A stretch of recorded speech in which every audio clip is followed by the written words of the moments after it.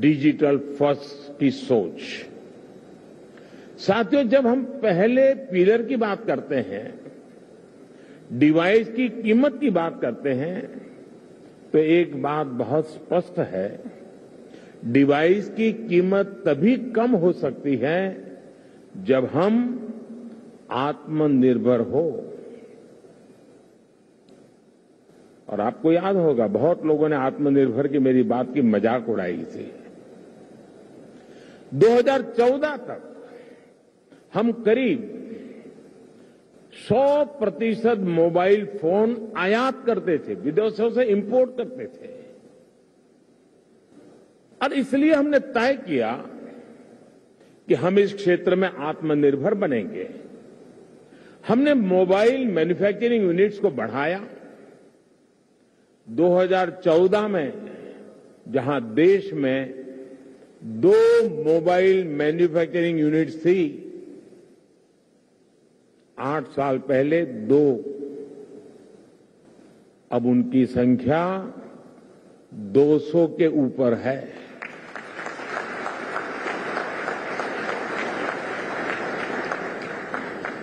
हमने भारत में mobile phone के उत्पादन को बढ़ाने के लिए इंसेंटिव दिए, प्राइवेट सेक्टर को प्रोत्साहित किया।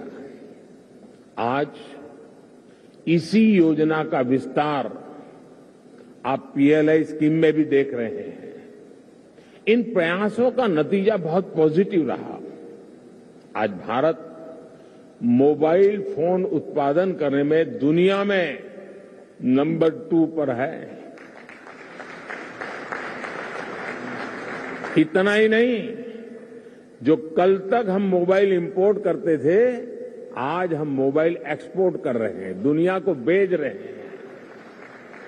जरा सोचिए, 2014 में 0 मोबाइल फोन निर्यात करने से लेकर आज हम हजारों करोड़ के मोबाइल फोन निर्यात करने वाले देश बन गए हैं, एक्सपोर्ट करने वाले देश बन चुके हैं। स्वाभाविक है, इन सारे प्रयासों का प्रभाव डिवाइस की कीमत पर पड़ा है। अब कम कीमत पर हमें ज्यादा फीचर्स भी मिलने लगे हैं। साथियों, डिवाइस कॉस्ट के बाद जो दूसरे पिलर पर हमने काम किया, वो है डिजिटल कनेक्टिविटी का। आप भी जानते हैं कि कम्युनिकेशन सेक्टर की असली ताकत कनेक्टिविटी में है। जितने ज्यादा लोग कनेक्ट होंगे, इस सेक्टर के लिए उतना अच्छा है।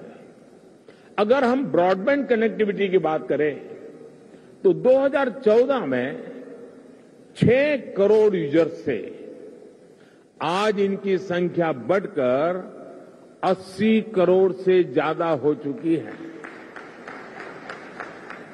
अगर हम इंटरनेट कनेक्शन की संख्या की बात करें, तो 2014 में जहां 25 करोड़ इंटरनेट कनेक्शन थे, वहीं आज इसकी संख्या करीब करीब 85 करोड़ पहुंच रही है, 85 करोड़ पहुंच रही है। ये बात भी नोट करने वाली है कि आज शहरों में इंटरनेट यूजर्स की संख्या के मुकाबले हमारे ग्रामीण क्षेत्रों में इंटरनेट यूजर्स की संख्या तेजी से बढ़ रही है। और उसकी एक खास वजह है, 2014 में जहां देश में 100 से भी कम पंचायतों तक ऑप्टिकल फाइबर पहुंचा था, आज 1,70,000 से भी ज्यादा पंचायतों तक ऑप्टिकल फाइबर पहुंच चुका है। अब कहां 100 और कहां 1,70,000। जैसे सरकार ने घर घर बिजली पहुंचाने की मुहिम शुरू की, जैसे हर घर जल अभियान के जरिए हर किसी तक साफ पानी पहुंचाने के मिशन पर काम किया, जैसे उज्ज्वला योजना के जरिए गरीब से गरीब आदमी के घर में भी गैस सिलेंडर पहुंचाया, जैसे हमने करोड़ों की तादाद में लोग बैंक अकाउंट से वंचित थे।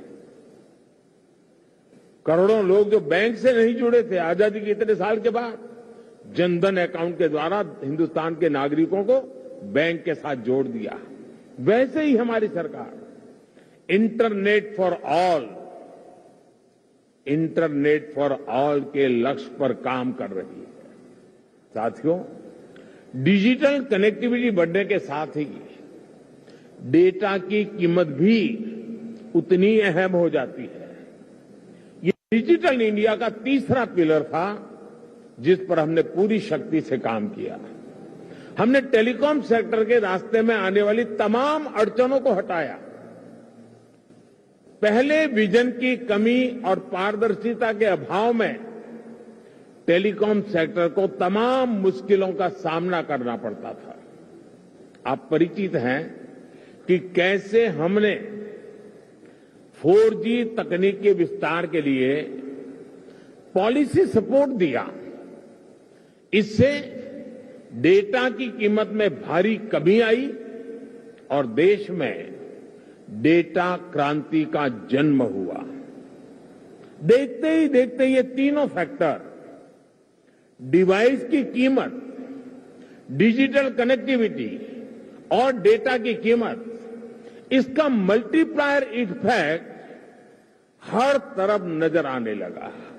लेकिन साथियों, इन सबके साथ एक और महत्वपूर्ण काम हुआ। देश में डिजिटल फर्स्ट की सोच विकसित हुई। एक वक्त था जब बड़े बड़े विद्वान, एलिट क्लास, उसके कुछ मुट्ठी भर लोग, सदन के कुछ भाषण देख लेना, कैसे कैसे भाषण हमारे नेता लोग करते हैं, वे मजाक उड़ाते थे। उनको लगता था कि गरीब लोगों में क्षमता ही नहीं है, ये डिजिटल समझ ही नहीं सकते, संदेह करते थे। उन्हें शक था कि गरीब लोग डिजिटल का मतलब भी नहीं समझ पाएंगे। लेकिन मुझे देश के सामान्य मानवी की समझ पर, उसके विवेक पर, उसके जिज्ञासु मन पर हमेशा भरोसा रहा है।